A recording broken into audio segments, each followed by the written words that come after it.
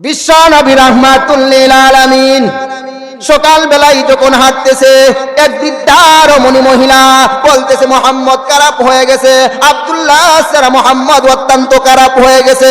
এরকম ভাবে অনেক ভালো ছিল, কিন্তু ইদানিং একটা গোষ্ঠীর সঙ্গে আরেকটা গোষ্ঠীর সাথে উনা এরকম ভাবে ঝগড়া লাগাইয়া দিতেছে। একটা হাতের মধ্যে একটা বোঝা নিয়ে, মাথার মধ্যে একটা বোঝা নিয়ে উনা মক্কা থেকে এরকম ভাবে চলে যাইতেছে। বিশ্ব নবী রাহমাতুল লিল আলামিনের চরিত্র এত সুন্দর ছিলেন, এইটা আল্লাহ তাআলা কুরআনুল কারীম আমাদেরকে কি বলেন, ইন্নাকা লাআলা খুলুকিন আযীম। আযীম মানে বিরাট, কত সুন্দর চরিত্র আমাদের নবীকে আল্লাহ পাক রব্বুল আলামিন দিয়েছিলেন। ওই মহিলা এত কষ্টের মাঝে হাতের মধ্যে একটা বোঝা, মাথার মধ্যে একটা বোঝা, উনা মক্কা থেকে চলে যাইতেছেন, আর বিশ্রী ভাষায় আমাদের নবীকে এরকম ভাবে গালিগালাজ করে। বিশ্ব নবী রাহমাতুল লিল আলামিন সামনের দিকে অগ্রসর হওয়ার পরে দেখতেছে মহিলার অনেকটা কষ্ট হইতেছে।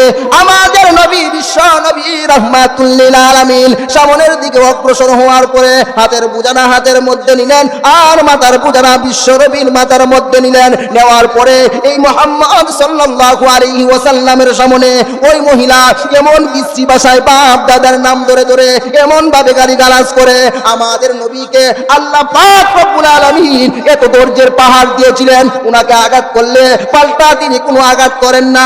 বিশ্ব নবী রাহমাতুল লিল আলামিন যখন ওই মহিলার গন্তব্যস্থলে যাওয়া হলো, যাওয়ার পরে বলতেছে, মহিলা বলতেছে, বাবা তোমার চেহারাটা অনেক সুন্দর, তোমার আখলাক এত সুন্দর, তোমার চরিত্রটা এত সুন্দর, বাবা তোমার পরিচয়টা দাও। এই কথা বলার পরে বিশ্ব নবী রাহমাতুল লিল আলামিন বলে, মারে আমার দাদার নাম হলো আব্দুল মুত্তালিব, আমার বাবার নাম হলো ইবনে আব্দুল্লাহ, আমার নাম হলো মুহাম্মদ। এই কথা বলার পরে ওই মহিলা বিশ্ব নবী রাহমাতুল লিল আলামিনের পায়ের মধ্যে লুটাইয়া পড়ে, বাবা তোমার বিরুদ্ধে মানুষের সমালোচনা করে, কিন্তু আজকে আমার বিশ্বাস হয়ে গেল তুমি বিশ্ব নবী, আমার মধ্যে সামান্য পরিমাণ কোনো সন্দেহ নাই।